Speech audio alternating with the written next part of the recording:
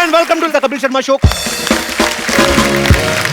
पाजी, आज महात्मा गांधी जी का जन्म दिवस। आज के दिन नेशनल हॉलिडे होता है, हर इंसान को छुट्टी मिलती है, लेकिन सही मायनों में देश को छुट्टी मिलनी चाहिए आतंक से, क्राइम से, बेरोजगारी से, और तभी ये सही मायनों में एक सच्ची श्रद्धांजलि होगी बापू गांधी को। पहले हम अज्ञानता के गुलाम हुआ करते थे, आजकल टेक्नोलॉजी के हो गए बाजी। आप देख लो, पहले जो आदमी पढ़ा लिखा नहीं होता था, हर जगह अंगूठा चलाता था। हाँ। अब टेक्नोलॉजी इतनी बढ़ गई है कि अंगूठा दोबारा वापस आ गया है। आप किसी ऑफिस जाओ, कॉर्पोरेट ऑफिस में जाओ, आप अंगूठा दिखा के एंट्री होती है। हाँ। वीजा लगवाने जाओ, अंगूठा लेते हैं। हाँ। हर जगह अंगूठा चलता है। पहले आप देख लो, अंगूठा किसी को दिखाते थे तो लगता था ठेंगा दिखा रहा है। हाँ। आजकल लाइक का सिंबल हो गया ये कि आई लाइक इट। देख लो, आप खुद देख लो। हाँ। एक जमाने में पाजी, एक गुरु ने अपने शिष्य से अंगूठा मांग लिया था, उसने दे भी दिया था। आज कोई गुरु मांग के देख ले, शिष्य कहेगा भाई 4 वाली चाहिए, 4 उंगलियां ले लो, अंगूठा नहीं मेरे को देना। क्योंकि अंगूठे के बिना काम ही रुक जाएगा पाजी। सारा व्हाट्सएप और आजकल की दुनिया में टेक्नोलॉजी जो है इतनी हावी हो गई है, मोबाइल फोन्स, आदमी का मुंह सर ऐसे झुका रहता है बाजी। हाँ। लोगों को लगता है कि बेचारा संस्कारी है। आजकल बिना अंगूठे के कोई काम हो ही नहीं सकता। हाँ। पहले आदमी बाथरूम जाता था, 5 मिनट में काम खत्म किया, बाहर। अभी आदमी मोबाइल लेके जाता है, 1-1 घंटा लगा रहता है, सारी ईमेल पढ़ेगा, जवाब देगा, मतलब पेट और इनबॉक्स साथ में खाली करके आता है। तो अगर वो साथ में चार्जर लेके गया तो समझो शो 3 घंटे चलेगा। अच्छा, कई आदमी अंदर फोन भी रिसीव करते हैं, हेलो। अच्छा, बाथरूम में आती है एको, तो सामने वाला भी समझ लेता है, वो कहता है आप पहले कर लो फिर बात करते चलो। यार। अच्छा, पहले लोग फेस टू फेस बात करते थे, आजकल घर में आप देख लो, परिवार के आपस में जो मेंबर है वो मोबाइल पे बात कर रहे हैं। जिनके घर पे एक बच्चा है, जिनको प्राइवेसी नहीं मिलती, तो बाप बाहर ड्राइंग रूम में बैठा है, माँ बच्चे को सुलाने गई है, बाहर से मैसेज करता है, मुन्ना सो गया तो आऊं? अंदर से रिप्लाई आता है, आ जाओ, मम्मी सो गई है, मैं मोबाइल पे खेल रहा हूं। रंग में बांग। आजकल देख लो, जो काम करने जो भाई आते हैं वो भी बड़ा मोबाइल फ्रेंडली हो गई हैं। एक किसी मेम साहब ने पूछा है, तो कल काम पे क्यों नहीं आई? ये साहब, मैंने ना कल साहब का स्टेटस पढ़ा था फेसबुक पे, लिखा था इट्स रेनिंग फीलिंग रोमांटिक, तो मैंने सोचा काहे को डिस्टर्ब करने का। मतलब कुछ भी हो रहा है। आजकल तो लोग मोबाइल से पैसे भी ट्रांसफर कर देते बाजी। पहले के जमाने में अगर कहीं किसी को पैसे लेके जाना होता था, आदमी की जान सुखी होती थी। हाँ। और अगर एक शहर से दूसरे शहर जाना है तो मरा होता था अंदर से वो, कि यार कैसे लेके जाऊंगा। तो मैं देखता हूं, पुराने बुजुर्ग अपनी बनियान के अंदर भी जेब रखते थे। हाँ, हाँ। कुछ पैंट के अंदर चोर जेब, कहीं तो लंगोट में छुपा के लेके जाते थे। हाँ, हाँ। लोग बोलते ना, पैसा किसको चुपता है? उसको चुपता था जो लंगोट में लेके जाता था।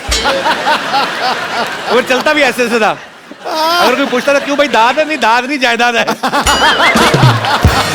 अच्छा पाजी, पहले के जमाने में लोग पत्ते भी पहनते थे। अच्छा, वो लोग शेर सामने आ जाए नहीं डरते थे, उनको डर लगता था बकरी से, कि अगर ये आके हमारा टक्सीडो खा गई तो जिंदा रहने का कोई फायदा नहीं है। भाई, आपको तो ये पता ही होगा कि पहले कागज पे लिखने से पहले पत्तों पे लिखते थे। हाँ, हाँ। मैं सोचता हूँ आज के जमाने में भी अगर ऐसा होता, हाँ। और आपका कोई शेर पत्ते पे लिखा होता, हाँ। और बकरी जाती खा, हाँ। तो बकरी फिर सुबह शेर का काफिया अलग निकलता, मिसरा अलग निकलता। बकरी फिर मैं करती नहीं, बकरी कहती टोको।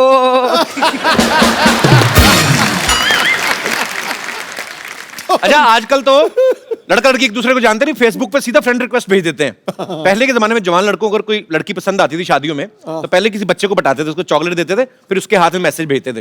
ये दिनेश है ना, इसने सेम फॉर्मूला जमाया, इसने एक बच्चे को चॉकलेट खिलाई, बच्चे ने चॉकलेट खाली, चिट्ठी फाड़ती, करे तेरे से नहीं पटेगी। कई बच्चे बड़े चालू होते हैं। अच्छा, पहले के जमाने में जब लड़की को देखने आते थे लड़के वाले, लड़की सर झुका के बैठी रहती थी, आज भी बैठी रहती है, लेकिन आज रीजन अलग है। वो पहले लड़की किचन के फोटो खींच के ना, किचन से सहेली को व्हाट्सएप कर रही होती है, देख तो कैसा लगा। आगे से सहेली का रिप्लाई आता है, पिछले हफ्ते मेरे को भी देखने आया था। मना कर देना, ये चाय बिस्कुट का शौकीन है, इस चक्कर में लड़कियां देखने जाता रहता है। अच्छा पाजी, जब ये लड़के वाले आते थे लड़की को देखने ना, तो ये चाचियां भाभियां होती ना जो, ये बड़ा डराती लड़की को। हाँ तो मुंह नीचे करके देखना, नहीं तो बेशर्म समझेंगे। और खुद ना आधा किलो दुपट्टा चबा जाती लड़के को देखते देखते, और खुद लड़के को पूरा ताड़ रही है तो बड़ा खूबसूरत, हमने भी अपने टाइम पे सर उठा के देख लिया होता तो हमें भी गोगा कपूर की जगह रणबीर कपूर मिल जाता। हाय, अपना कपूर तो खराब किया ही, बच्चे का कपूर भी टेढ़ा हुआ है। अच्छा, पहले जब शादियां फिक्स होती थी, लड़का लड़की तो एक दूसरे को देखते नहीं थे, कुछ चौथा रिश्तेदार जाता था अलग से ही, उन लड़की वालों को गांव में जाता था, उसको भी लड़की से नहीं मिलाते थे। वो लड़की की माँ को देख के आइडिया लगाता था कि लड़की भी ठीक ठाक रहेगी। अगर लड़की गलती से चलेगी मुच्छड़ बाप पे तो दूल्हे की किस्मत। दूल्हे को जाके सुहागरात में देखने को मिलता था, घूंघट उठाता था, तब पता चलता था कि लॉटरी निकली है कि पत्ते पिट गए। पापा जी यहाँ पे बस नहीं होता था, अगर तो बीवी मनपसंद निकल आई तो 4-5 बच्चे हो ही जाते थे, और अगर मनपसंद नहीं निकली गुस्से में 7-8 होते थे फिर। खाना पकाने में कितनी मेहनत होती थी, जाओ जंगल में जाके 2 घंटे लकड़ियां ढूंढ के लाओ, फिर चूल्हा जलाओ, खाना बनाने में 4-5 घंटे। आजकल आप किसी तरह का भी खाना ऑर्डर कर दो, आपके घर में आधे घंटे में आ जाता है। फिर उसको पचाने के लिए आदमी को 2-2 घंटे लगते हैं, वॉक करती है, फिर सैर करते हैं, ट्रेडमिल पे भागते हैं, लास्ट में चूरन ही काम आता है। पहले के टाइम में घरों में एक ही टीवी होता था, मतलब कहाँ इतने टीवी होते थे। आजकल तो हर जगह अलग अलग टीवी है, सब अलग अलग बैठ के देखते हैं। अच्छा, कमरे में सारे इकट्ठे तभी होते हैं जब वाईफाई बंद हो जाता है कि क्या हुआ क्या हुआ। उस समय एक ही प्रोग्राम आता था, सारे मियाँ बीवी दादा बच्चे पोते सब कृषि दर्शन लगा, उसी को देख के एंजॉय कर रहे हैं। उसमें एक आदमी आता था, हम आपको बताएंगे अपनी खड़ी फसलों को बर्बाद होने के उपाय। अच्छा, खड़ी फसलों के बारे में वो बता रहे जिसकी अपनी फसल सारी उड़ चुकी है। तो मतलब जब बच्चा होता था दादा कहता था, ना तो मेरे पे गया ना तेरे पे, बच्चा ये जवार के बूटे जैसा क्यों है। तो कहता पापा जी सारा दिन बहू कृषि दर्शन देखेगी तो बच्चा जवार के बूटे जैसा ही होगा। पर एक बात है, ऐसी बात नहीं है कि टेक्नोलॉजी के फायदे नहीं है, नुकसान भी हैं कुछ। पर मैं आप सब लोगों की राय जानना चाहता हूं, आपको क्या लगता है कि टेक्नोलॉजी के क्या क्या फायदे और क्या क्या नुकसान है। कोई मेरा भाई बंधु विशेष टिप्पणी करना चाहता हो। आप बड़ी खूबसूरत बन के आई मैम, शादी से आ रही हैं कहीं कि जा रही हैं कहीं? अच्छा, बहुत प्यारी लग रही हैं आप, बहुत शुक्रिया आपका शो में आने के लिए। जी सर, जी आप। कपिल जी नमस्कार। नमस्कार सर, कैसे हैं आप? मैं बढ़िया हूँ, thank you so much. Technology के मेरे हिसाब से तो बहुत सारे फायदे हैं, और मेरे से ज़्यादा ये फायदे कौन जान सकेगा। मैं एक साइंटिस्ट हूँ। अच्छा, हाँ। क्या बात है, कहाँ से हैं सर आप? मैं national dairy research institute Karnal, आपने अगर सुना होगा, वहाँ पे अच्छा मैं जी। प्रिंसिपल साइंटिस्ट हूँ। अच्छा, हम लोग रिसर्च करते हैं गाय के ऊपर, भैंस के ऊपर, इनके गाय के दूध, ऊपर क्या रिसर्च करते हैं? हम उनके दूध वगैरह के ऊपर रिसर्च करते हैं। रिसर्च क्या करना, पी लो? मतलब मैं समझा नहीं, मतलब क्या रिसर्च करते हैं आप? एक तो बहुत ही कॉमन तरीका है जो कई सालों से होता है, क्रॉस ब्रीडिंग करते हैं हम लोग। अच्छा जी। अंग्रेजी गाय को देसी गाय से हम क्रॉस ब्रीड करते हैं। अच्छा जी। और जो उनके बच्चे पैदा होते हैं वो अच्छी नस्ल तो के फिर होते उनका हैं। पासपोर्ट कहाँ का होता है? अच्छा। फिर हम घी वगैरह पे बहुत रिसर्च करते हैं। अच्छा जी। क्योंकि हम लोग चाहते हैं सब लोग अच्छे तंदुरुस्त रहें। तो घी तो सर बन गया ना, मतलब अब तो लोग खा रहे हैं सालों से, तो उसके ऊपर क्या रिसर्च रहती है आपकी? कोलेस्ट्रॉल आप लोगों ने सुना होगा। जी, जी। कोलेस्ट्रॉल के काफी नुकसान रहते हैं, तो हम लो कोलेस्ट्रॉल घी बनाते हैं। अच्छा, तो उसमें से हम कोलेस्ट्रॉल निकाल देते हैं एक तरीके से। अगर ऐसा पॉसिबल है जैसे गाय को रोज ट्रेडमिल पे दौड़ाओ तो वही कोलेस्ट्रॉल कम वाला घी दे, ऐसा होता है? मतलब ऐसे पूछ रहा हूँ, साइंटिस्ट आप है, मुझे आइडिया नहीं। पर सीरियसली अगर देखो पाजी, आप आदमी लेके अपनी गाय को सुबह लेके भागे तो उसके दूध में फैट हो ही ना, कितना हो नहीं सकता सर ऐसे पॉसिबल? हाँ जी, हो थोड़ा बहुत तो खैर, उसको गाय अगर वर्जिश करेगी तो फैट उसका थोड़ा। तो गाय को जिम ज्वाइन कराएं पहले। कहने का मतलब कि टेक्नोलॉजी का फायदा तो है जी, टेक्नोलॉजी अगर सही का तरीके में यूज की जाए। मेरी तो दाल रोटी चलती है टेक्नोलॉजी। नहीं नहीं, बहुत अच्छी बात है सर, आपकी दाल रोटी चलती रहे और बहुत अच्छी चले। Thank you so much. घी डाल के खाया करें आप। Thank you so much. बहुत बहुत शुक्रिया सर शो में आने के लिए, धन्यवाद। और कोई मेरे दोस्त इस मुद्दे पे विशेष टिप्पणी करना चाहते हो? जी मैडम। Hello sir, hello. मैं अमृतसर से आई हूँ। अरे वाह, हमारे शहर से बहुत बहुत स्वागत है आपका। कहाँ पे रहती है अमृतसर में? अमृतसर में सिटी साइड नमक मंडी। नमक मंडी को नमक मंडी क्यों कहते हैं वैसे? नमक तो वहाँ मिलता नमक नहीं। ज्यादा अच्छा मिलता है इसलिए। किसने बोला? मैं भी इतने साल रहा हूँ, मुझे तो नहीं कभी नजर आया। हमारे तरफ आइए, हम आपको लेके देंगे। और एक लकड़ मंडी भी है, वहाँ पे कोई लकड़ी का कुछ हुआ ही नहीं है, ऐसे ही लकड़ मंडी। जी, तो आप क्या विशेष टिप्पणी करना चाहेंगी? एडवांटेजेस हैं उसके टेक्नोलॉजी के, पर बहुत सारे डिसएडवांटेजेस भी हैं। आजकल बच्चे बहुत ज्यादा उस पर फोकस करने लग पड़े हैं। जी, जी। हम लोग उनको कहते हैं कि भाई चलो अपना होमवर्क मिला है, कुछ सर्च कर लो उसके ऊपर, जी। तो वो पढ़ाई के छोड़ के कोई डोरेमोन ढूंढ रहा होता है, कोई अपना कुछ ढूंढ रहा होता है। तो जी, इसके जी। बहुत साइड इफेक्ट्स हो रहे हैं बच्चों के ऊपर। ये तो है, सच्ची बात। आजकल ग्राउंड वो होती नहीं जो गेम, जो पहले जो कोई खेलते थे इंडोर मिट्टी में। हाँ, कोई हम नहीं बच्चे रही। मिट्टी में मिट्टी हुए पड़ते थे, 15-15 बच्चे। माएं पहले 15 बच्चों को नहलाती थी, फिर अपना पहचान के लेके आती थी। वो सिस्टम ही खत्म हो गया है एक्चुअली। मेरा 1.5 साल का बेटा है, वो हर टाइम मोबाइल पे स्टिक रहता है। 1.5 साल का? हाँ। पर चलो, बच्चा मोबाइल पे बिजी रहेगा तभी तो उसका भाई बहन कोई आएगा। और ये बिल्कुल सही पॉइंट उठाया मैडम ने कि एक्चुअली ये माँ बाप के हाथों में है। आप अपने बच्चों को थोड़ा टेक्नोलॉजी से दूर रखें, थोड़ा बचपन एंजॉय करने दें, उसके बाद जब बड़े हो जाएंगे अपने आप सीख जाएंगे। चलिए, बहुत बहुत शुक्रिया मैम आपका शो Thank में आने you. के लिए, थैंक यू। और कोई मेरे दोस्त? जी भाई साहब। मेरा नाम प्रकाश है और मैं स्पेशली कुवैत से आपके शो देखने के लिए आया हूँ। क्या बात है, बहुत बहुत स्वागत है जी, सर जी, आपका। एक्चुअली कपिल जी, मैं ये आपसे कहना चाह रहा था कि टेक्नोलॉजी से नुकसान ही है, फ़ायदे तो नहीं है। और इसमें ऐसा है कि जो लोग अपने आप को बहुत होशियार समझते हैं, शातिर समझते हैं, जी। क्लेवर समझते हैं, वो अभी क्लेवरनेस और वो शातिरपना अभी रहा नहीं है कपिल जी। उसका कैसे मुझे मेरे साथ एक वाकया हुआ है, उसका जी। मैं आपसे शेयर करना चाहता हूँ मेरा वाकया। एक दिन मैं अपनी कॉलीग फ्रेंड के साथ दुबई मॉल में परचेसिंग कर रहा था। कुछ चीज़ मुझे अपनी वाइफ के लिए भी पसंद आ गई। तो किसके साथ शॉपिंग कर रहे थे? अपनी फ्रेंड के साथ, जो वाइफ को नहीं बताया। जस्ट और फ्रेंड। जी सर। हाँ। और कुछ चीज़ मुझे अपनी वाइफ के लिए पसंद आई। अच्छा। मैंने परचेस की, मतलब व्हाट्सएप पे उसका फ़ोटो खींचा, वाइफ को भेजा। मैंने देखो आपको अगर पसंद आती है तो मैं ले आऊँ आपके लिए, ये 2-3 चीज़ें हैं। तो वाइफ ने कहा ठीक है, ये वाली मेरे लिए पसंद है, ले आओ। लेकिन उसने वो टैग पढ़ा, उस दुकान का नाम देखा और उसने इमीडिएटली ऑनलाइन कैमरा आजकल हर का अवेलेबल है ही सही जी। और उसने घर बैठ के देखा कि मैं किसके साथ हूँ, कहाँ हूँ, कैसे हूँ। और जब मैं घर वापस आया, उसने पूछा आप किसके साथ थे? मैंने कहा मैं तो किसी के साथ नहीं था, मैं तो अकेला था। बोला ये आपका वीडियो है, ये देखो, आप इसके साथ थे। तो ये टेक्नोलॉजी का आपको पर्सनली नुकसान हुआ ना? नहीं, हर शातिर इंसान को, Otherwise पर्सनली नहीं, हर शातिर इंसान को जो समझता है कि मैं होशियार हूँ या मैं शातिर हूँ या मैं क्लेवर हूँ, उसे नुकसान ही है। नहीं, बीवियों से ज्यादा शातिर नहीं हो सकते आप। ये तो, पर ये आपकी हिम्मत की मैं दाद देता हूँ। फ्रेंड के साथ गए, महिला मित्र के साथ, उसके सामने बीवी के लिए गिफ्ट ले रहे हैं, फिर दोनों जगह रहे ना। जो आदमी ना हर तरह की डिश खाना चाहता है ना, वो भूखा ही मरता है। शुक्रिया शो में आने के लिए। Thank you. जी, और कोई हमारे दोस्त? जी भाई साहब। नमस्कार कपिल जी। नमस्कार जी, कैसे हैं आप? मुझे ये टेक्नोलॉजी से बहुत चीड़ है सर। चिड़ है? हाँ, व्हाट्सएप एंड फेसबुक से। अच्छा मैं एक वाक्य सुनाना चाहता हूँ मेरा। जी, प्लीज। 15 साल पहले मेरी शादी हुई थी। अच्छा जी। तभी ये फेसबुक और व्हाट्सएप कुछ नहीं था। अच्छा। तो जब रिश्ते आते थे तो मम्मी पापा के पास आते थे, तो जी। उनको उनके मम्मी पापा अच्छे लगते थे तो रिश्ते आगे बढ़ते थे। राइट। तो 2-3 रिश्ते तो ऐसे ही उड़ गए। अच्छा। अभी मैं शादी लायक था, एक रिश्ता आया, मम्मी पापा को तो पसंद आया। अच्छा। कि चलो इनके मम्मी पापा अच्छे हैं। उन्होंने लड़की देखी, लड़की देखने के बाद मुझे बताया कि रिश्ता आया है। अच्छा। तो मैंने सोचा कि चलो अभी मुझे भी देखने जाना रहेगा। अच्छा।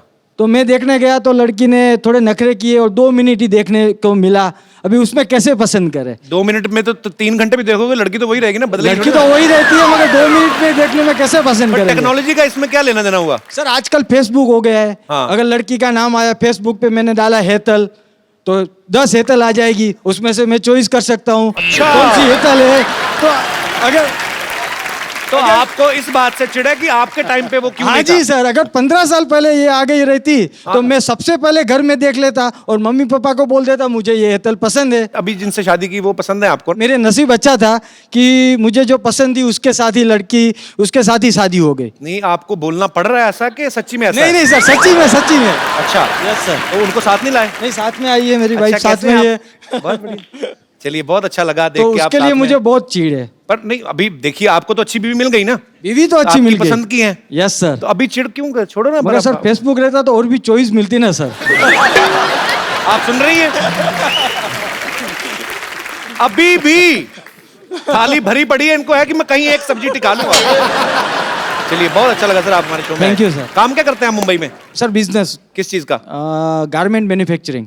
ओके, तो आप भी अपनी दुकान के पहनते हैं? नहीं सर, मैं लेडीज के बनाता हूँ, जेंट्स के नहीं बनाता हूँ। मेरी वाइफ को पहनाता हूँ। ध्यान रखा करो इन पे। आपने लेडीज के कपड़े ही क्यों चुने, जेंट्स के क्यों नहीं चुने आपने? सर उसका You एक racist? कारण है। यस सर, उसका एक रीजन है। जी। मैं आपको बताता हूँ कि जब शादी हो जाती है तो आदमी सबसे पहले अपनी बीवी के लिए ही कपड़े खरीदेगा। जी। बाद में अपने बच्चे के लिए, जी। और कुछ बचेगा अपने पास तो अपने लिए खरीदेगा। आए, तो so sweet. बीवी लेडीज के कपड़े में कमाई ज्यादा होती है ना सर। पॉइंट है आदमी की बात में। चलिए, बहुत बहुत शुक्रिया आपका शो में आने के लिए। Thank you sir.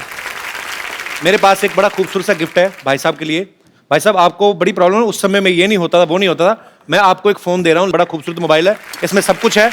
अपनी बीवी को छोड़ के जिसको मैसेज करना करिए। बहुत बहुत शुक्रिया sir. Thank you so much.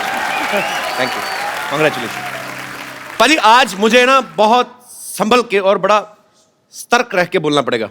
अरे भाई, फिर कॉमेडी कैसे होगी? कॉमेडी भले ही कम हो जाए पाजी, लेकिन थोड़ा सा मजाक गलत हो गया ना, मैटर सीरियस हो जाएगा। सुन, तू सच बोलियो। जी।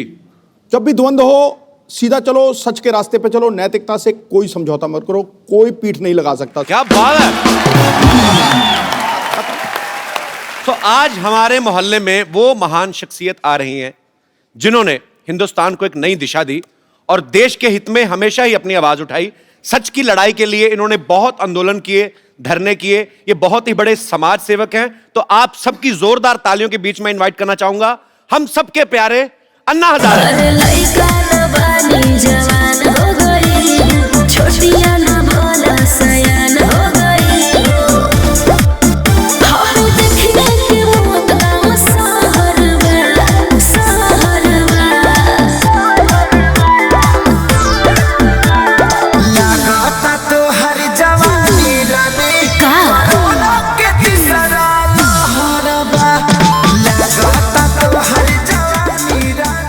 अन्ना, आपका हमारे शो पे बहुत बहुत स्वागत है। आज मुझे अपने आप पे गर्व हो रहा है कि मैं अन्ना के साथ खड़ा हूं। अन्ना, आप आइए, यहाँ पे विराजमान हो जाइए। नहीं नहीं, रोक यार, रोक। देखो, लोग यहाँ पे आते हैं, आज मेरा वहां जाने का देखो।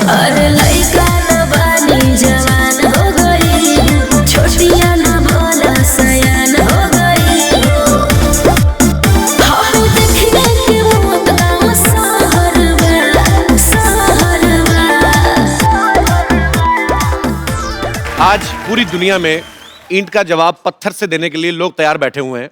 ऐसे में अहिंसा को हथियार बना के सत्य के मार्ग पर चलने वाले लोग बहुत कम है दुनिया में। अन्ना, हमें आप पे बहुत गर्व है।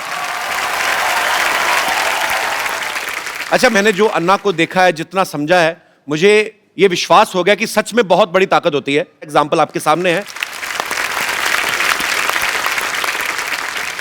पाजी, मैं तो कहता हूं थोड़ी देर के लिए आप भी अन्ना के पास आके बैठ जाओ। आप यकीन नहीं करेंगे, इनके बगल में बैठने वाले सीएम भी बन जाते हैं।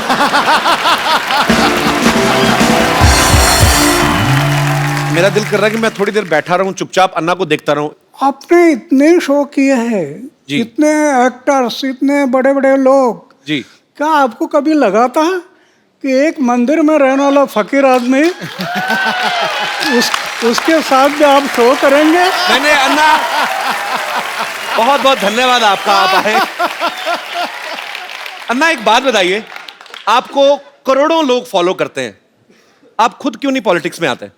मैं अगर पॉलिटिक्स में गया जी और इलेक्शन के लिए खड़ा हो गया जी, तो मेरा डिपॉजिट भी जब्त हो जाएगा। क्यों? जी हमारे देश का वोटर जागरूक नहीं है। जी। वो 500 रुपए के नोट देखने से भी भूल जाता है। क्या बात है। गुंडा है, भ्रष्ट है, व्यभिचारी है, 500 रुपए के नोट दिखाई दिया उसको वोट दे देता है। जी। इसलिए जागरूक मतदार ये लोकशाही का आधार है। जो मतदार अगर देश का जागरूक हो गया तो ये देश आगे बढ़ने में समय नहीं लगेगा। अरे वाह यार, वाह। बाजी, मैं बहुत प्यार करता हूं अन्ना से और मेरे दिल में बहुत सम्मान है इनके लिए। हमारे देश में इतने बड़े बड़े आंदोलन हुए हैं जो अन्ना की वजह से हुए हैं। अन्ना के साथ करोड़ों लोगों का हमेशा साथ रहता है।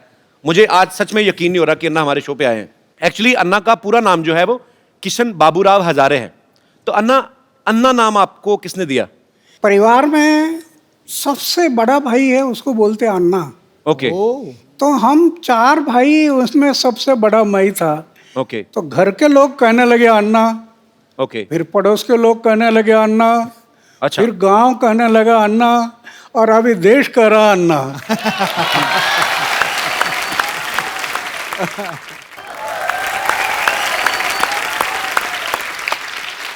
अन्ना, जितना मैं जिंदगी को समझता हूं, जितना मैंने देखा है, मेरी शादी हुई नहीं, आम आदमी जो है, अच्छा आम आदमी भी आजकल आप बोलते हो तो अपने आप खास हो जाते हो। आम आदमी को बीवी की सेवा से फुर्सत नहीं मिलती अन्ना, फिर आप देश सेवा, मानव सेवा, आपको ये प्रेरणा कहां से मिलती है अन्ना? ये जो प्रेरणा है, जी जैसे मैं अपने जीवन में जो सोच रहा था, जी, अरे क्या चक्कर है, जन्म में आता कुछ लेकर आता नहीं, जाता कुछ लेकर जाता नहीं, उम्र भर मेरा मेरा मेरा मेरा मेरा मेरा, हाथ में कुछ नहीं, लैटरिन का डब्बा गुम हो गया तभी सोचते बैठते। मेरा किस लिए जीता? एक दिन मैंने सोचा आत्महत्या करना। एक स्वामी विवेकानंद की किताब हाथ में आई जी, पढ़ना शुरू कर दिया और एक ही बात समझ में आ गई, हर इंसान के लिए मनुष्य जीवन मिला सेवा करने के लिए मिला। 25 साल की उम्र में मैंने तय किया कि जब तक मैं जीऊँगा मेरे गांव, मेरा समाज और मेरे देश की सेवा करूंगा, और जिस दिन मैं मरूंगा गांव, समाज और देश की सेवा करते करते मरूंगा। ये मैंने व्रत लिया। अरे वाह। तो आपका जो प्रश्न है बीवी का, अभी मैंने सिर्फ शादी किया नहीं, जी। लेकिन परिवार छूटा नहीं। जी छोटा 4 दीवारों के अंदर एक छोटा सा परिवार में करना था, जी, वो छोटा ना करते हुए बड़ा बन गया। क्या बात है। पूरा देश परिवार हो गया।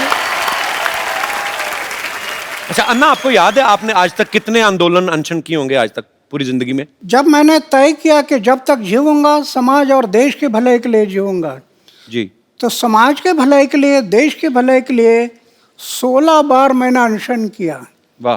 राइट टू इन्फॉर्मेशन, ये कानून जो बना पहले हमने बनाया, वो क्या बात है। राइट टू इन्फॉर्मेशन पूरे देश में अभी लागू हो गया। गरीब लोगों को न्याय मिलने लगा। जी ऐसे महाराष्ट्र में 8 कानून बनाए। अभी अभी लोकपाल का बिल जी। सरकार नहीं कर रही थी, रामलीला मैदान पर बैठ गया जी और आंदोलन शुरू किया।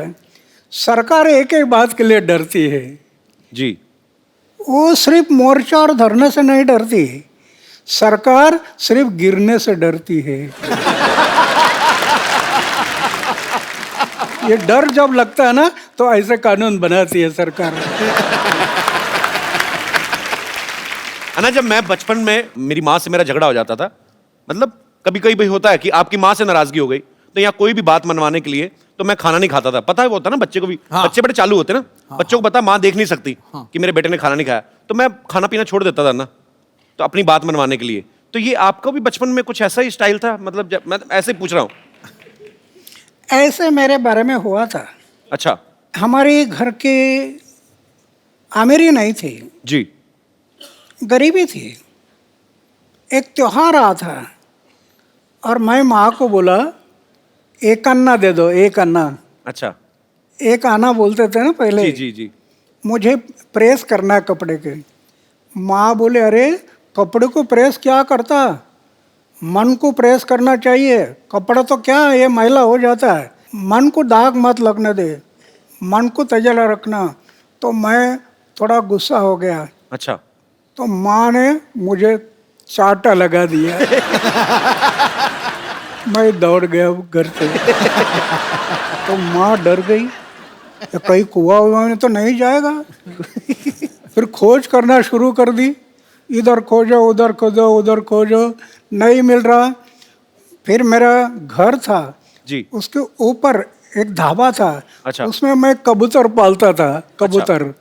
तो पीछे के रास्ते से मैं आकर ऊपर बैठ गया और सब देख रहा था, कौन कौन कैसे दौड़ रहा है, कौन सा कैसे भाग रहा है, ये माँ कैसे कर रही है, ये सब मैं देख रहा था। और फिर किसी ने मुझे देखा। अच्छा। और कहा, अरे अन्ना तो ऊपर है। अच्छा। फिर वो देखने के लिए आए तो मैं मिल गया। तो ऐसे बात हुआ था मैं भी एक बार माँ के साथ, लेकिन वो माँ है। जी बिल्कुल, वो माँ है। हाँ तो फिर भगवान ही हो गया ना। तो मतलब खाना पीना नहीं छोड़ते थे आप बचपन में? नहीं खाना तो नहीं। खाना तो छोड़ता था समाज के भले के लिए। जब अनशन पर बैठता था तब खाना छोड़ता था। क्या बात है। हर इंसान की अपने दिल और दिमाग के बीच लड़ाई चलती है। अन्ना के दिल और पेट के बीच लड़ाई चढ़ती है। पेट को जैसे ही पता चलता ना कि दिल ने ये डिसीजन लिया है कि मुझे अनशन करना है, पेट को टेंशन हो जाती है कि अब मैं भूखा रहूंगा, क्योंकि दिल ने तो डिसीजन ले लिया। तो अन्ना, इतने इतने दिन, कई कई दिन तक आप खाना नहीं खाते हो, तो कैसे आप, कौन सी शक्ति जो आपको ऊर्जा देती है? समाज और देश के भले के लिए मरने की तैयारी रख दिया ना, तो दिन गिनने की जरूरत नहीं। वाह। अच्छा ना, मैंने खुद टीवी पे देखा है, करोड़ों लोग सड़कों पे आ गए थे जब अन्ना का 4 साल पहले आंदोलन शुरू हुआ था। अन्ना, जब लोग आपके साथ जुड़ते हैं तो फिर जो लोग चाहते हैं, कुछ ऐसे भी होते हैं मेरे जैसे कि भूख लग गई अब क्या करें, तो बीच में आधे घंटे के लिए गायब नहीं होते लोग? मतलब ऐसे पूछ रहा हूँ कि वो आपके हौसले की वजह से टिके रहते हैं एक्चुअली। हाँ। नहीं, मैं तो ये जो अनशन करते हैं ना जी, वो सही अनशन नहीं, वो तो दिखाने के लिए अनशन होता है जी, इसलिए बीच में गायब हो जाते हैं। मैं कभी अनशन पर बैठ जाता है जी, कोई भी बात का मैं पीछा करता हूँ जी, और जब आखिरी समय आता तो फिर करेंगे या मरेंगे, इस इरादे से बैठ जाता है। वाह। जब मैं बैठ जाता हूँ तो मेरी ऐसी धारणा है, अरे हार्ट अटैक आकर लोग मरते हैं ना, हार्ट अटैक कर, हम पढ़ते हैं ना अखबार में, जी। रात को 10 बजे तक गप्पे लड़ाई और सवेरे चाय पीने के लिए उठाए नहीं।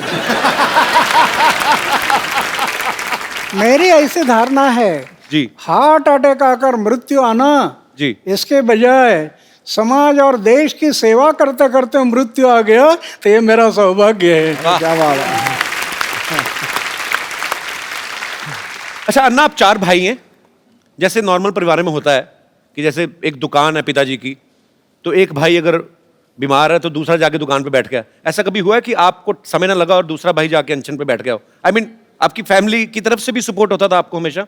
नहीं, अभी क्या है कि मेरा एक भाई बैंक में है, अच्छा जी। वो उधर ही रहता है। अच्छा। दूसरा कोऑपरेटिव डिपार्टमेंट में एक है, अच्छा। वो भी उधर ही रहता है। अच्छा। और तीसरा है वो पड़ोस के गांव है, वहाँ उसका लड़का सर्विस में है, उधर रहता है। और एक भाई है वो खेती पर है गांव में। ओके। अभी मैं तो 45 साल हो गया घर में गया नहीं जी। मेरे भाई के बच्चों का नाम क्या है मुझे पता नहीं अभी तक। ये आपको यकीन नहीं होगा जी। करोड़ रुपए की योजना अपनाई, करोड़ रुपए की, बैंक बैलेंस नहीं। वाह। मुझे राष्ट्रपति ने पद्मश्री, पद्म भूषण, अमेरिका, दक्षिण कोरिया, कनाडा, कहाँ कहाँ अवार्ड मिल गए, करोड़ रुपए से ज़्यादा अवार्ड मिल गए कैश। जी। उसका मैं ट्रस्ट बना दिया। वाह। 12 साढ़े 12 लाख रुपए इंटरेस्ट आता है हर साल। अच्छा। दुखी पीड़ित लोग हैं उनके सेवा में लगा देता हूँ, कुछ रखता नहीं। सिर्फ सोने का एक बिस्तर है और खाने का प्लेट है, मंदिर में रहता हूँ जी। लेकिन मैं अनुभव करता हूँ, अरे लखपति करोड़पति को जो आनंद नहीं मिलता होगा वो मैं अनुभव करता, कितना आनंद है।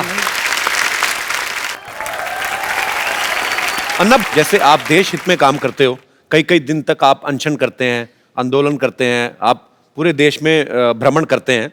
अगर आपकी शादी हुई होती तो बीवी तो 1-1 घंटे बाद फोन करके पूछती। शादी तो वो तो पूछती बीवी तो। यही तो खतरा मुझे लग रहा था।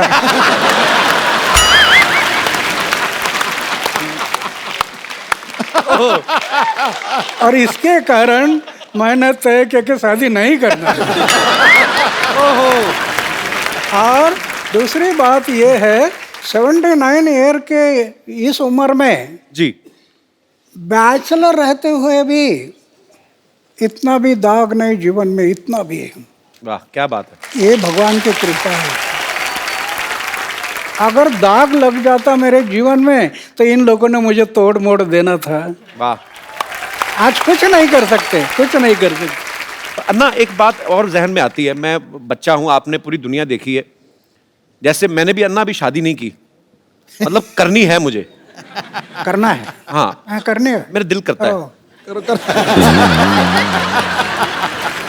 पर मैं जी, मेरे जैसा रहना तलवार के धार पर चलने से कठिन है। ये तो है। बहुत, ये मन बड़ा चंचल है, कब धोखा देगा पता नहीं। सही बात है। अच्छा ना, लेकिन हमारा जो समाज है, जैसे आपने निर्णय लिया कि मुझे शादी नहीं करनी है, लेकिन रिश्तेदार जो होते हैं ऊपर से ज्यादा प्रेशर करते हैं, तो आपके रिश्तेदारों से कैसे बचे फिर आप? बहुत हुआ। अच्छा। माँ एक लड़की अल्लाह कराते हैं दिखाने के लिए। अच्छा। मैं बोलता ये पसंद नहीं है। अच्छा। दूसरे आया, पसंद नहीं है। मतलब देख लेते थे आप? रिश्तेदार भी कई लड़की दिखाने के लेकर आते हैं। अच्छा। मैं बोलता पसंद नहीं है। ये लोग सब कहने लगे इसके दिमाग पर कोई असर हो गया। अच्छा। तो पागल हो गया वो। उस टाइम पर उन्होंने मुझे पागल में निकाला, ये मेरे लिए अच्छा हो गया।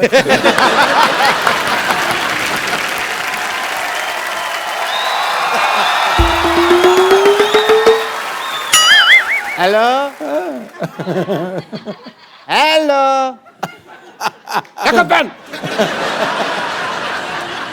अरे What a patriotic day! Anna Hazare साहब आए हुए हैं सर, नमस्कार। माई सेल्फ डॉक्टर मशहूर गुलाटी, MKNJ। MKNJ मतलब? मैंने कहा जी नमस्ते दिख नहीं रहा, कर भी रहा हूँ फिर भी पूछ रहे हो यार। ओके अन्ना जी, आप अहिंसा के पुजारी हैं। बैठिए डॉक्टर साहब, इधर आइए। आज वैसे नहीं बिठा रहे? नहीं नहीं, क्यों? अन्ना के सामने बदतमीजी नहीं करनी, बैठिए।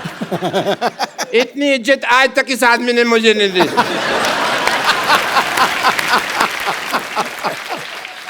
आपका रौब तो है, मानना पड़ेगा। आप अहिंसा के पुजारी हैं and I must tell you Anna Sahab, मैं भी बहुत अहिंसा को मानता हूँ, पर मेरे को लोग मारते हैं, मैं उनके ऊपर हाथ नहीं उठाता। क्योंकि मेरा हाथ पहले मरोड़ देते हैं, मेरा उठता ही नहीं। एनीवे अन्ना जी, मैं आपका बहुत बड़ा फैन हूँ। मैंने आपके जैसा सच्चा ईमानदार इंसान नहीं देखा कभी जी। और मैंने आपके जैसा झूठा 420 नहीं देखा कभी। आप अन्ना के फैन कैसे हो सकते हैं? एक भी आदत है आप में अन्ना जैसी? अरे क्या बात कर रहे हो यार। और मैंने ना अन्ना की तरह समाज सेवा करने का ठान लिया है, पता है आपको। मैंने ना गरीबों में राशन बांटा, आपको पता है। और बाद में अन्ना दुकानदार ने पीटा इनको क्योंकि उसका राशन बिना पूछे बांट रहे थे ये। फिर मुझे नहीं पता था ना कि दान देने के लिए पूछने की जरूरत होती है। मैंने तो ये सुना था कि राइट हैंड से दान दो तो लेफ्ट हैंड को पता नहीं चलना चाहिए, तो मैंने ये बाएं हाथ जेब में डाल लिया। पर दुकानदार ने देख लिया, फिर दाएं बाएं दोनों से उसने मुझे पीटा। खैर छोड़ो इस बात को। आपको पता है कि एक बार मैंने 4 लोगों के साथ मिलके एक बुजुर्ग आदमी को सड़क पार कराई है। तो आप अकेले भी करा सकते थे, 4 लोगों की क्या जरूरत थी? वो मान नहीं रहा था ना सड़क पार करने को, तो जबरदस्ती की मैंने। मैंने कहा इसकी सुनेंगे तो हम तो कभी समाज सेवा कर ही नहीं पाएंगे ना। आपको इस बात के लिए मार पड़ सकती है डॉक्टर साहब। अहिंसा के पुजारी यहाँ बैठे हुए हैं और तुम हिंसा की बात कर रहे हो। अच्छा अन्ना जी, एक बात बताइए, आप अनशन पे बैठते हैं, धरने पे बैठते हैं, आपको कोई कुछ नहीं कहता, मेरे को उठा के बाहर फेंक देते हैं, ऐसा क्यों? तुमने कब दिया धरना? तो झूठ बोल रहे हो आप तो। मैंने धरना दिया ना, पब्लिक गार्डन में 200 दिन धरना दिया मैंने। अन्ना इसने पता क्या किया? ये पब्लिक गार्डन में बैठ गए, बैठे बैठे इन्होंने वहां पे जाके कमरा बना लिया एक। उसको धरना थोड़ी, उसको तो कब्जा बोलते हैं। कमरा नहीं बनाया था, 2 BHK बनाया था वहां पे। अन्ना ये आदमी बहुत झूठा है, ये नकली डॉक्टर है, इसके पास ये डिग्री भी फर्जी है। फर्जी? चुप कर रहे हो, फर्जी डिग्री कैसी है? मैंने 10,000 रुपए में खरीदी है ये डिग्री। Get out! पाजी आपको पता है,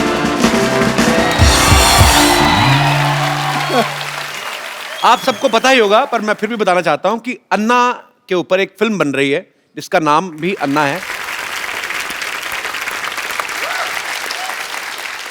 अन्ना, देश सेवा करते करते आपने तो खैर आप तो दिल से कर रहे हैं, पर आपने कभी सोचा था आपके ऊपर कभी कोई फिल्म बनाएगा कोई डायरेक्टर? एक फकीर आदमी उस पर ऐसे फिल्म बनेगी ये मुझे सपना में भी कभी नहीं लगा था। लेकिन जो काम खड़ा किया है जी, वो पूरे देश में फैल गया था जी। और हमारे जो रविंद्र जैन के भाई है मनेंद्र जैन जी, उनको लगा कि ये काम समाज के सामने जाना बहुत जरूरी है, बहुत जरूरी है जी। वो मुझे बताने लगे कि ऐसे ऐसे फिल्म बनानी है जी। और उसमें जो काम करने वाले लोग हैं जी। इन्होंने इतना मेहनत किया। मैं फौज में था, बर्फ में रहा, 7 साल बर्फ में रहा जी। तो मैंने 6 डिग्री माइनस हिमालय में उधर जाकर इन्होंने शूटिंग किया। तो ऐसे कई जगहों पर जो काम हुआ वो जनता देखने से उनको जरूर इसमें प्रेरणा मिलेगी, नव युवकों को प्रेरणा मिलेगी। बिल्कुल। आप फिल्में वैसे देखते हैं कभी अन्ना? अभी मैं फिल्म नहीं देखता, पहले देखते थे? पहले देखता था। मेरी उम्र थी 13-14 साल की, तब मैं फिल्म देखता था। अच्छा। और भाई ऐसा देखता था कि नया फिल्म का फर्स्ट शो। अरे क्या बात है। अगर फर्स्ट शो चला गया तो मुझे इंटरेस्ट नहीं आता फिर। क्या बात है, सबसे पहले देखनी है उस टाइम पर। अन्ना, मैं आपको कुछ फोटोग्राफ्स दिखाऊं, आप पहचानेंगे कौन है? ये अन्ना टीवी में इनको पहचानते हैं आप? हाँ, दिलीप कुमार जी है। अरे क्या बात है। और दूसरी एक और दिखाइए। अन्ना, इनको पहचानते हैं आप? ये उस टाइम पर इतना नहीं थे। इनका नाम पता है आपको? हाँ, नाम तो अभी भूल गया है, लेकिन जानता हूँ। अन्ना, ये शाहरुख खान है। शाहरुख खान। शाहरुख खान है। अन्ना, इनको पहचान रहे हैं आप? वैजयंतीमाला है ये। अपना वो दिलीप कुमार और वैजयंतीमाला साथ में थे ना फिल्म जी में। जी जी। नया दौर में कौन थे? नया दौर। क्या बात है, नया दौर में जी। और दिखाइए। अन्ना, इनको जानते हैं आप? अन्ना, ये मुझे बहुत अच्छी लगती हैं। मतलब अच्छे तरीके में अच्छी लगती है, मतलब बहुत अच्छा काम करती हैं ये। अच्छा। अन्ना, ये दीपिका पादुकोण है। दीपिका। दीपिका हाँ। बहुत प्यारी है अन्ना। ओके। पर अन्ना, उस समय आपको कौन सी हीरोइन ज्यादा मतलब अच्छी लगती थी आपको, खूबसूरत? नहीं, उसमें क्या है, ये जैसे हीरोइन है तो मैं उनका काम पर देखता था, उनके हाव भाव, उनके एक्टिंग, वो मुझे जो पसंद आते थे। जी। देखने के लिए अच्छे लगते, ये मुझे अच्छे नहीं, उनका काम है। कप्पू! और कप्पू! हे कप्पू! क्या है? वो किशन जी आने वाले थे, आए क्या?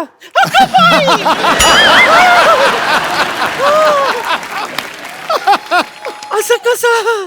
नाही, किती वेळ लावला तुम्ही माझ्या दारावर यायला? क्या बोली नानी? कितना वक्त लगा दिया मेरे चौखट पे आने के लिए? नानी, ये अन्ना हजारे जी हैं। दुनिया के लिए। मैं तो उनको तब से जानती हूँ जब ये किशन बाबूराव हजारे हुआ करते थे, है ना? मुंबई में इनकी फूलों की दुकान थी। अच्छा। हाँ, ये देखिए मैं आपके लिए क्या लाई हूँ।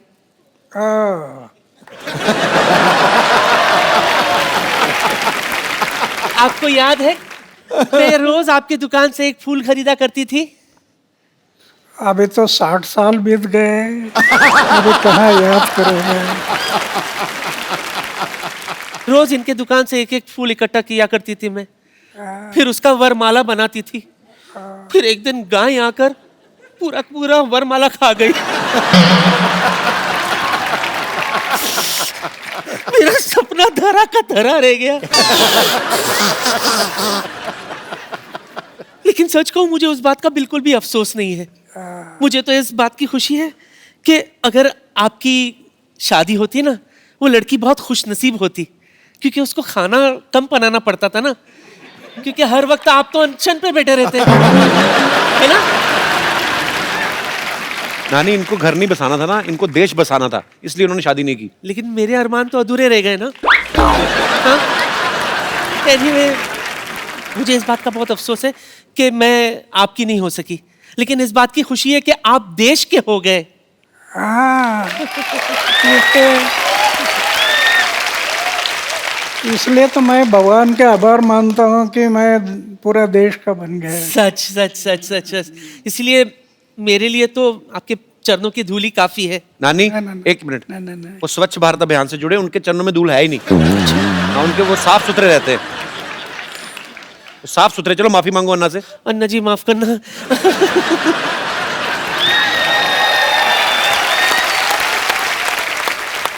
अच्छा अन्ना, हमने सुना है कहीं पे आपके बारे में पढ़ रहे थे, तो ऐसे सुना था कि फौज में जब आप भर्ती होने गए तो जो मापदंड होते हैं प्रॉपर की, हाँ, फिजिकल फिटनेस और ये सब चीजें, तो एक दो चीजों में शायद आप पास नहीं हुए थे, तो उसके बावजूद भी उन्होंने आपको फौज में भर्ती किया, तो उसके पीछे क्या कारण था अन्ना? 1962 में चाइना ने हमारे ऊपर हमला किया जी। हमारे बहुत जवान मारे गए। अच्छा। और फिर देश को लगा कि जवानों की जरूरत है। मेरी ऊंचाई नहीं थी, अच्छा। छाती चौड़ी नहीं थी जी। लेकिन इमरजेंसी थी, देश को युवकों की जरूरत थी। अच्छा। इसलिए मेरा सिलेक्शन हो गया। मैं 14 लोगों का कमांडर था ये जाते समय। अच्छा। तो हम सब लोग 14 लोग थे। उन्होंने सोचा कि जब तक शरीर में प्राण है तब तक देश की सेवा, समाज की सेवा करनी, ये तय किया। और मेरी छाती चौड़ाई ये कुछ नहीं थी, जी। फिर भी देश की सेवा करते रहे। वाह। और 15 साल के बाद मैं पेंशन पर आ गया है। वाह।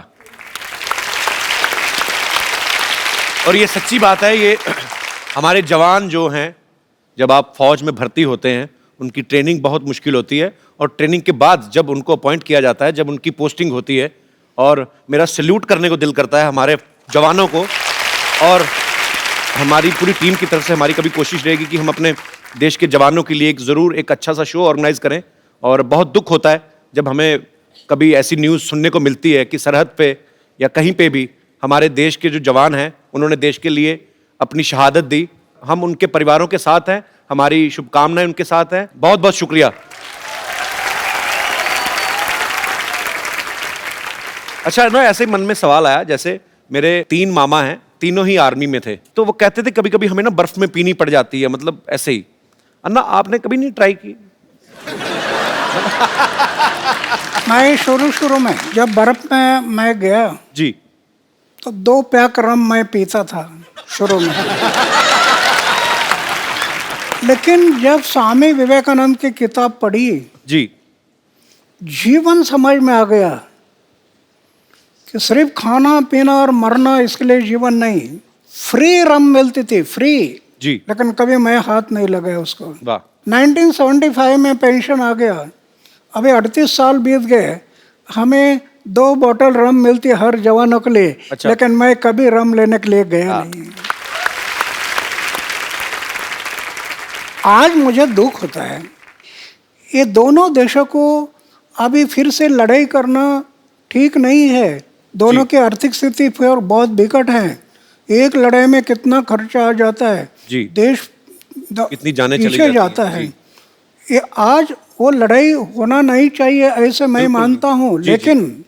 लेकिन अगर पाकिस्तान नहीं मानता है तो 79 ईयर मेरा एज हो गया, और जरूरत पड़ी तो फिर मैं सीमा पर जाने के लिए तैयार हूँ। क्या बात है। और कप्पू शर्मा, ओहो, वाह वाह वाह वाह, हमारे तो भाग्य ही खुल गया अन्ना, आप हमारे मोहल्ले में आए। देखिए मैं आपके लिए चाय लेकर आया हूँ। अन्ना चाय पीते नहीं है, उनको जूस पिलाओ, बेवकूफ आदमी। जूस तो इनको बड़े बड़े लीडर नहीं पिला सके, मुझसे क्या पियेंगे ये। देखा बाजी, आज पहली बार इसने फंबल नहीं मारा आके। पूरी लाइनें कड़क करके बोली हैं। ये मतलब ये अन्ना के पास आने का जादू है। ये आदमी में अपने आप कॉन्फिडेंस आ जाता है। और मैंने इनसे ये सारी चीजें सीखी हैं। इनसे तो मैंने सादा जीवन जीने का, उबलते हुए विचारों को। ओए, उबलते विचार नहीं, उच्च विचार। हाँ, तो अब मेरा काम चाहेगा, मेरे विचार तो उबलेंगे ही ना।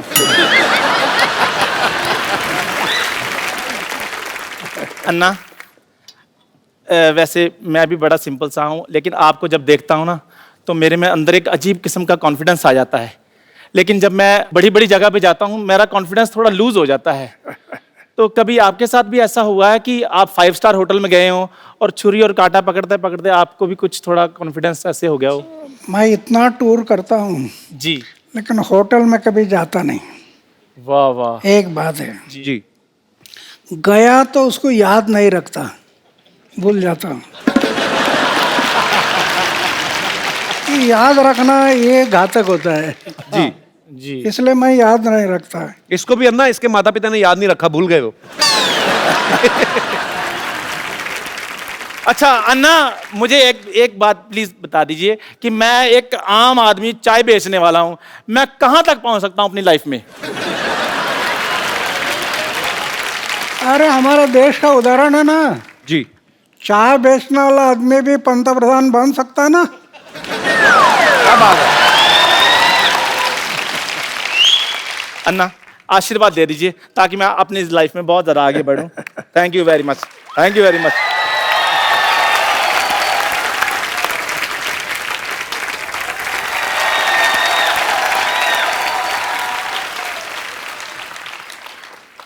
कपूर भैया, क्या है? अब मुझे स्कूल नहीं जाना। क्यों, क्या बात हो गई? अरे वहाँ मुझे रोज मुर्गा बना देते, बड़े को क्या मैं मुर्गा बनूंगा? अन्ना जा रे जी, आशीर्वाद दो, आशीर्वाद दो। कैसे हो? मैं तो ठीक हूँ, पर आपसे मुझे क्वेश्चन पूछना था। बैग उतार दे बेटा, इतना भारी बैग क्यों लगा तू? भारी नहीं है, हाँ। पर मैं ये कह रहा था कि आपके टाइम पे भी स्कूल में पनिशमेंट मिलता था, मतलब जी हाँ, हमारे टाइम पनिशमेंट मिलता है। छड़ी थी, छड़ी। गलती किया तो ऐसा हाथ करना और टीचर मारता था छड़ी से। तो वो तो मेरी हमारे हैबिट है। मराठी में कहावत थी, छड़ी लागे छम छम, विद्या ये घम घम। ऐसी कहावत थी।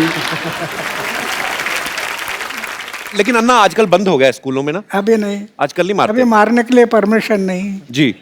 इसलिए तो शिक्षा का दर्जा डाउन हो गया। अन्ना ये मेरे को बड़े सवाल इसने मुझे बोला था कि मैं अन्ना से पूछना चाहता हूँ। जैसे आजकल अन्ना बच्चे मोबाइल पे ज्यादा गेम्स खेलते हैं, तो अब ये बच्चों की तरफ से ये सवाल था कि आप बचपन में क्या खेल खेला करते थे?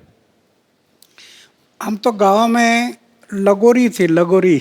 अच्छा। ये पत्थर एक के ऊपर एक रखना, हाँ। और उसको तोड़ना। हाँ। फिर ईटी डांडू, वो हाँ, डंडा वो और डंडे ईटी गिल्ली के साथ गिल्ली डंडा, घुमाना है। फिर खो खो, हाँ कबड्डी, जी। ऐसे खेल हम लोग खेलते थे। तो शरीर भी फिट रहता था। हाँ, आप मोबाइल वगैरह सब सीखना है, लेकिन साथ साथ चारित्र को संभालना, आचार शुद्ध रखना, विचार शुद्ध रखना, जीवन निष्कलंक रखना, दाग नहीं लगना जीवन में, बेदाग जीवन है, तो आप कल के महापुरुष बन जाएंगे। अच्छा बेटा, समझ में आई अन्ना की बातें ना? चलो पाँव छुओ, आशीर्वाद लो, चलो।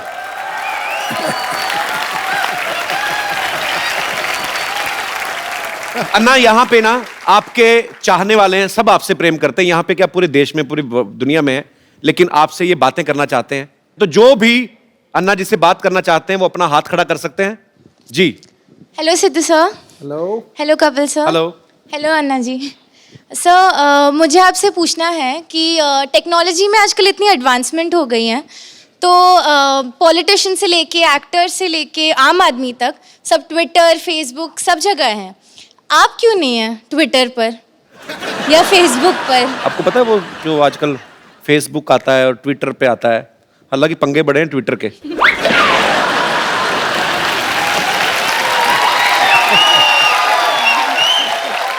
नहीं, मेरा ये दुर्भाग्य है कि मैं ज़्यादा पढ़ाई नहीं कर सका, लेकिन विज्ञान ये बढ़ते जा रहा है।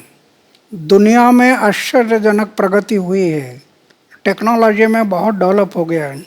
एक तरफ विज्ञान ने अंतरिक्ष में प्रवेश किया, लेकिन दूसरी तरफ अध्यात्म ने अंतरिक्ष अपने अंदर भी प्रवेश करना जरूरी है। अध्यात्म ने हर एक इंसान के भीतर प्रवेश करना, अगर वो प्रवेश नहीं किया तो विज्ञान इंसान को विकास की भूलताप देकर विनाश की तरफ लेकर जाएगा। तो कहने का तात्पर्य ये है कि हर बात ट्विटर पे करना जरूरी नहीं है।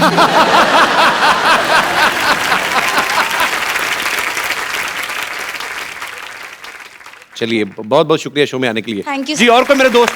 जी भाई साहब। कपिल जी नमस्कार। नमस्कार आपको। सर, कैसे हैं आप? बिल्कुल बढ़िया। मैं बोकारो झारखंड से आया हूँ। क्या करते हैं आप? मैं विधायक हूँ बोकारो में, एमएलए हूँ मैं। अच्छा, एमएलए हैं। बहुत बहुत स्वागत है आपका। Thank you. अन्ना को मेरा प्रणाम है। और अभी आपने कहा अन्ना कि राजनीति से मैं दूर रहना चाहता हूँ, अगर मैं चुनाव लड़ूंगा तो मेरे जमानत जब्त हो जाएंगे। आपको या आपके जैसे विचार के लोगों को, अच्छे लोगों को राजनीति में आनी चाहिए। क्या यह समय की मांग नहीं है कि नौजवानों का आप आह्वान करें कि देश हित में भ्रष्टाचार रोकने के लिए, देश की एकता और अखंडता को मजबूत करने के लिए अच्छे नौजवान, राष्ट्रहित का सोच रखने वाले नौजवान आगे आए भारत माता की सेवा करने के लिए? नहीं, ये जरूरी है। मेरी ऐसी धारणा है, नवयुवकों ने राजनीति में जाना जरूरी है, ऐसे मुझे लगता है। क्या होता है, राजनीति में कई लोग जाते हैं सत्ता से पैसा, पैसा से सत्ता, सत्ता से पैसा, पैसा से सत्ता, इसके पीछे घूम रहे हैं। इससे देश के लिए उज्जवल भविष्य नहीं है। अभी तो हम देख रहे हैं जिसकी उम्र 70 साल 80 साल हो गई वो भी इलेक्शन से रुकता नहीं। जी। इंसान जब मर जाता है तो 4 लोग कंधे पर ले जाते हैं। आज राजनीति में बहुत लोगों को ऐसे लगता है कि स्मशान में जाते समय भी चेयर में बैठकर ही जाना चाहिए, इतने चेयर से सेवा भाव नहीं रहा, वो बलिदान की याद नहीं। भगत सिंह, सुखदेव, राजगुरु जैसे लाखों लोगों ने कुर्बानी की और अंग्रेजों को कह रहे थे इस जन्म के क्या अगले जन्म की फांसी दे दो, हमारी तैयारी है। किस लिए? हमारी आज़ादी के लिए। उनको याद रखना है। थैंक यू अन्ना, बहुत बहुत शुक्रिया शो में आने के लिए सर। अब वक्त है आप सबको मैं उनसे मिलवाऊं जिन्होंने फिल्म अन्ना जो है डायरेक्ट की है और खुद उसमें अन्ना जी का किरदार भी निभा रहे हैं। आप सबकी जोरदार तालियों के बीच मिस्टर शशांक उदयपुरकर जी।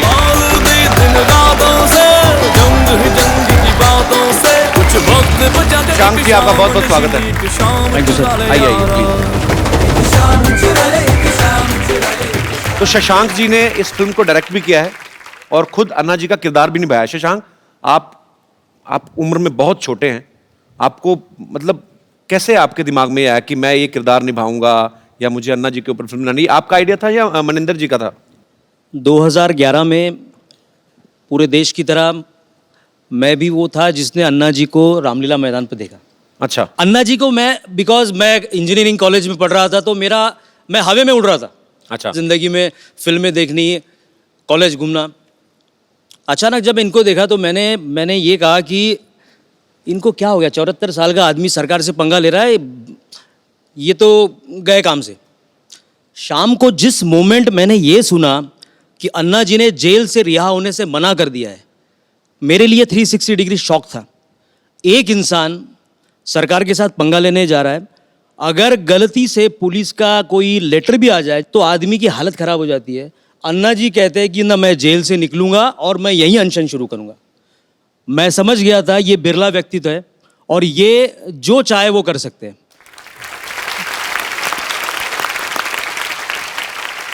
उस दिन से 13 दिन मैंने खाना पीना सब टीवी के सामने कर रहा था मैं, और उसी वक्त सोच लिया अगर जीवन में अब अगली फिल्म में अगर करूंगा तो मैं अन्ना जी पे करूंगा। सो सारा रेकी करने के बाद बड़ी हिम्मत से मैं रालेगन गया। अच्छा। अन्ना जी के पास जब गया तो अन्ना जी ने मुझे यही कहा कि भाई आप तुम्हें काय करता, अगर आपको फिल्म बनानी हो तो आप गांधी जी पे फिल्म बनाओ, आप विवेकानंद जी पे फिल्म बनाओ। मैंने कहा अन्ना जी ये तो बहुत सही है, लेकिन मैंने जो अपना पर्सनल एक्सपीरियंस किया है जी, आपका उद्देश्य नवयुवकों को जगाना है। मैं कोई लव स्टोरी करने की बजाय मैं भी वो फिल्म करना चाहता हूं जिससे मेरे देश के नौजवान जाग जाए। वाह। अन्ना को शायद वही बात, नवयुवकों की वाली बात उनको पसंद आई और अन्ना ने मुझे कहा कि अब क्या चाहिए। मैं बोला अन्ना जी मुझे आपकी परमिशन चाहिए। अन्ना जी ने उस वक्त स्क्रिप्ट पे साइन कर दिया। वाह, बहुत ही अच्छे विषय के ऊपर आपने फिल्म बनाई है और मेरी अपने दर्शकों से गुजारिश है आप सब ये फिल्म देखें और आपको अच्छी इंस्पिरेशन मिलेगी और देश के लिए कुछ अच्छा करने का जज्बा आपको मिलेगा।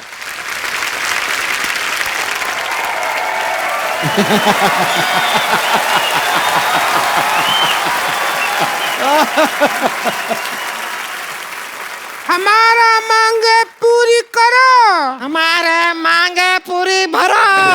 अरे क्या मांग है? यहाँ करो चल रहा है, भरो नहीं चल रहा है, मुद्दा कुछ और है, समझे? अरे तो हमारा मुद्दा अलग है, वो आपका मुद्दा है, और वैसे भी आपका मुद्दा बहुत ही गंदा है, इस पे थोड़ा मेकअप लगा के ठीक करो अपने मुद्दे को। फालतू बात नहीं करो, मुद्दा वही रहेगा मांग पूरी करने का। तुम्हारा भैया हमारा मांग पूरी नहीं करता है। अरे तो कैसे करेंगे? इनके मांग पूरी करते करते हमारे भैया खुद मांगने पे आ गए हैं। परसों के दिन पे लिपस्टिक खरीदने के लिए इनके लिए लिपस्टिक खरीदे, अपना बनियान बेचना पड़ा उन्हें। झूठ बोल रही है, तुम्हारे भैया तो बनियान पहनते ही नहीं है। अरे तो बेच दिए हैं तो कहाँ से पहनेंगे? चल अभी बनियान छोड़, अन्ना जी बैठे हैं वहाँ, उनका आशीर्वाद ले ले। चल आजा। अन्ना जी नमस्ते। रिंकू देवी हमें संतोष कहते हैं, संतोष। ननद हमारी। चल अभी अनशन पे बैठते हैं। चलिए अभी बैठ तुम लोग अनशन कर क्यों रहे हो? क्या चाहिए तुम लोगों को? हमको सलमान खान चाहिए, दिला दो। क्या बात कर रहा है? ये तो हो गई इस साल की सबसे फालतू बकवास। आगे बताओ।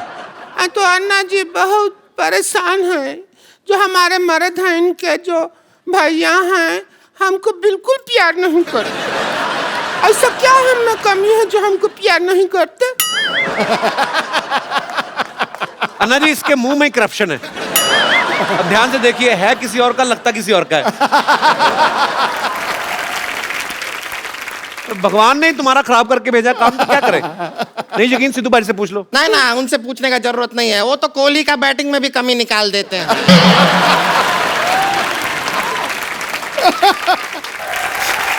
हमारे मर्द हमको बिल्कुल प्यार नहीं करते, ना तो हमारी तरफ देखते हैं, ना हमारी बात सुनते हैं। ना उसका एक रीजन है, भैया का कहना है कि वो ना बुरा देखेंगे, ना बुरा सुनेंगे और ना बुरा बोलेंगे, लेकिन ये है कुछ ना कुछ इधर उधर से मैनेज करके बुरा बुरा उन्हें सुनाती रहती हैं। हम क्यों ना बुरा सुनाए, आप खुद बताइए। हमको कहते हैं कि घूंघट ओढ़े बिना घर के बाहर नहीं जाना। तो वो तो समाज के भले के लिए कहते हैं ना। आपकी शक्ल देख के स्कूल के बच्चे भी तो डर जाते हैं।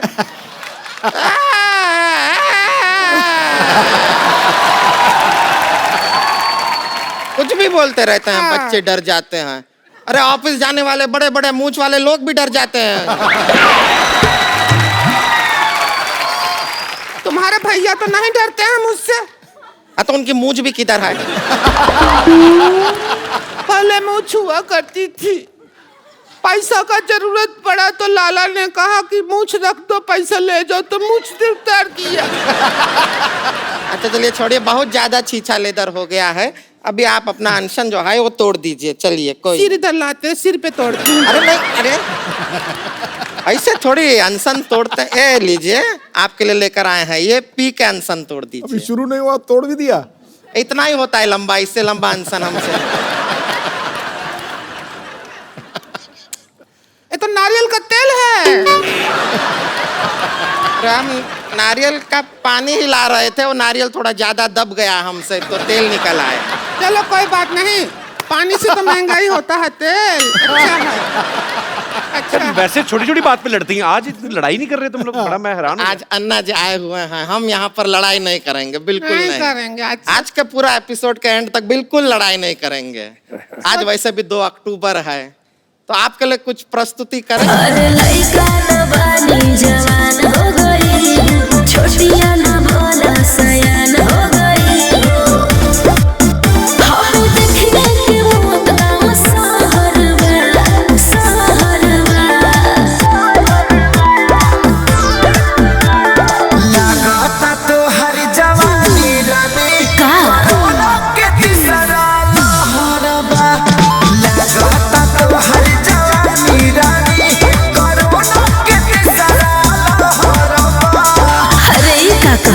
आवला तो थरिया बजा दे। मैं अपने दर्शकों को बताना चाहता हूं कि मनिंदर जैन जी प्रख्यात म्यूजिक डायरेक्टर रविंदर जैन जी, ये उनके छोटे भाई हैं। धन्यवाद, बहुत बहुत धन्यवाद। तो मनिंदर जी, शशांक आपसे मिले थे आपके ये आइडिया लेकर? शशांक मुझको मिला, पहली मुलाकात में मैंने हाँ कर दी। लकीली उस समय मेरे बड़े भाई रविंद्र जैन जी मेरे साथ में थे जी। उन्होंने भी सुना और उन्होंने तुरंत उसी समय 2 लाइन गाई थी, कोई तो है जो देश की चिंता करता है। उसी समय उन्होंने बोला था और मुझसे कहा था कि जाओ तुम इस फिल्म को ज़रूर बनाओ। वो मेरी इसकी शुरुआत थी। इस फिल्म में अन्ना जी जब 9 साल के थे तब इनकी माँ ने सिखाया, संस्कार दिए। इसके बाद मिलिट्री में रहे। तो ये जो एक 9 साल के बच्चे से लेकर के 79 ईयर्स तक का जो सफ़र है वो हमने किस तरह से दिखाया है, अगर आप इसको देखेंगे तो आप ताज्जुब कर जाएंगे। मेरा मन है कि इस फिल्म को देख करके अगर हमारे देश में कुछ और अन्ना, कुछ और गांधी जी पैदा हो जाएं तो मेरा बनाना सफल हो जाएगा। कपिल जी सर, बहुत बड़ी कॉज में आप हमारे सहभागी बने हैं sir.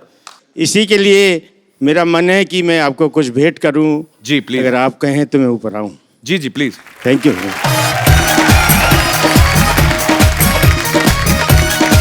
Thank you sir, thank you sir. Anna, हमारे शो में एक रवायत है, जो भी सब आते हैं हम लोग एक सेल्फी जरूर लेते हैं, आप सबके साथ भी एक।